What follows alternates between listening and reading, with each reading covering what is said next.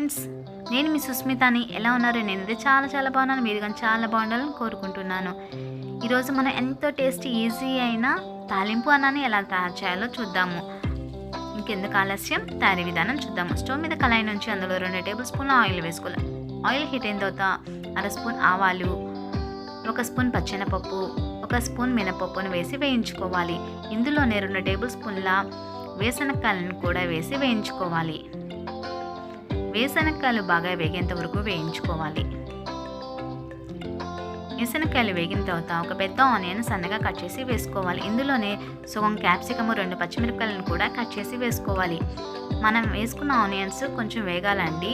దానికోసం నేను సాల్ట్ని యాడ్ చేస్తున్నాను. అన్నంలో యాడ్ చేసినట్లయితే కొంచెం తగ్గించి వేసుకోవాలి. ఆనియన్స్ బాగా మగ్గిపోయిన తర్వాత ఇందులో 1/2 టేబుల్ స్పూన్ పసుపు, 1 టేబుల్ స్పూన్ కారాన్ని యాడ్ చేసి బాగా కలుపుకోవాలి. ఇందులో మనం ఉడికించిన అన్నాన్ని యాడ్ చేస్తున్నాను. దీనిలో రాత్రి మిగిలిన అన్నమైనా యాడ్ చేసుకోవచ్చు, వేడి అన్నాన్నైనా యాడ్ చేసుకోవచ్చు. ఏ అన్నం యాడ్ చేసినా చాలా టేస్టీగానే ఉంటుంది. ఎక్కడికైనా వెళ్ళే వాళ్ళకి ఇది చాలా సింపుల్ రెసిపీ అనుకోండి. బాగా మిక్స్ చేసిన తర్వాత దీంతో కొంచెం కొత్తిమీర యాడ్ చేసి బాగా కలుపుకోవాలి. అంతేనండి, ఎంతో టేస్ట్ ఈజీ అయినా తాలింపు అన్నం రెడీ అయినట్లే. మీకు ఈ రెసిపీ నచ్చినట్లయితే please like, share and subscribe.